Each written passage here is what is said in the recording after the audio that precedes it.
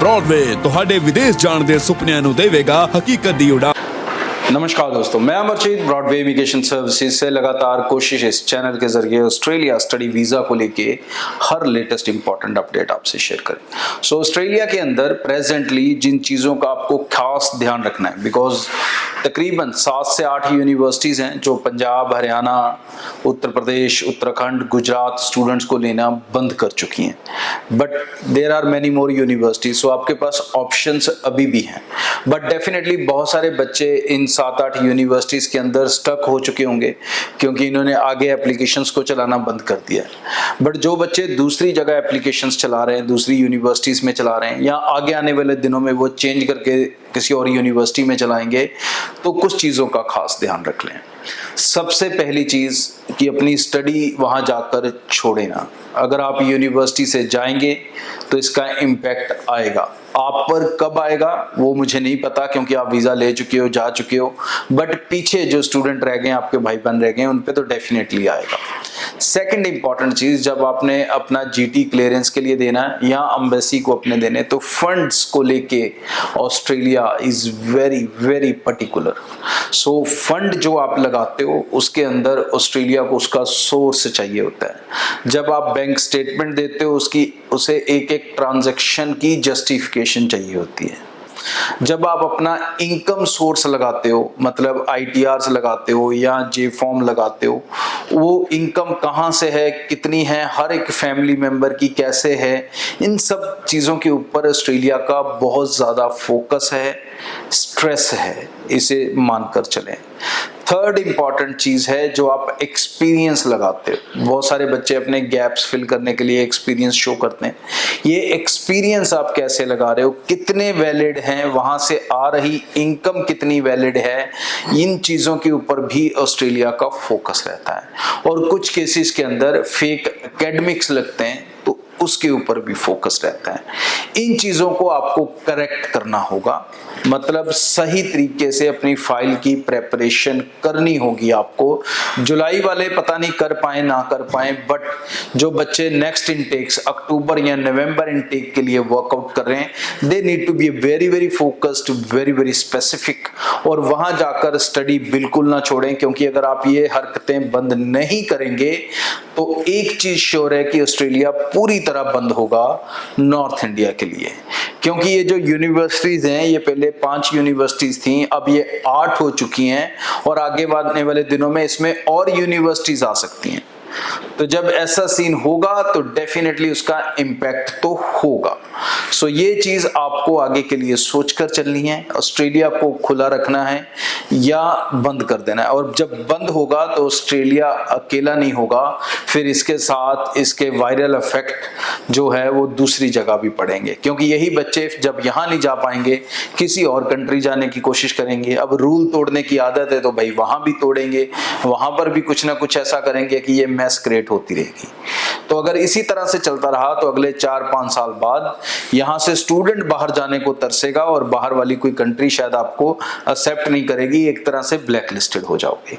इतना पैसा आप लगाते हो, यही पैसा साउथ इंडियन बच्चा भी तो लगाता है, लेकिन वो अपने करियर पे लगाता है, और आप सिर्फ कंट्री में घुसने के लिए लगाते हो। उतना ही पैसा लगा के वो उसकी वैल्यू बना जाता है, वो वहां से doctor, engineer, software developer, business management में कई चीजों में वो बढ़ जाते हैं, आगे चले जाते हैं। हम लोग वहां जाके टैक्सी ड्राइवर बन जाते हैं।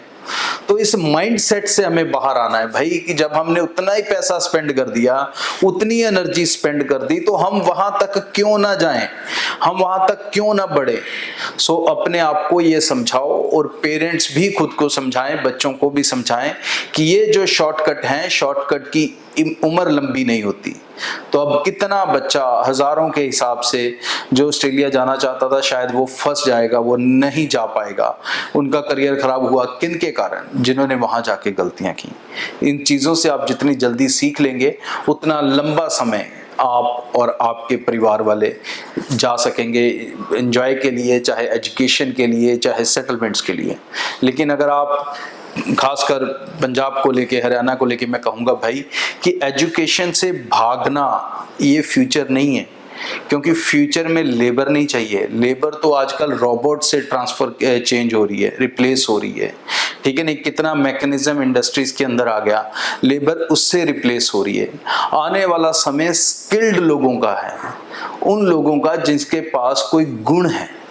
तो चाहे डॉक्टर हो, चाहे इंजीनियर हो, चाहे और किसी फील्ड में हो, नर्स में हो, ये स्किल्ड सेक्शन में आपको आना है। तो ये पैसा जो आप वहां पर इन्वेस्ट करते हैं, 3-4 साल की पढ़ाई तो करते ही है ना, चाहे सच्ची या झूठी, तो भाई वो सच्ची वाली कर लो ताकि करियर भी बन सके। आगे भी इस चैनल के जरिए रेगुलर अपडेट आपसे शेयर करता रहूंगा, लेकिन ऑस्ट्रेलिया को लेके जो मैंने चीजें बताई हैं उन्हें जरूर नोट कर लें।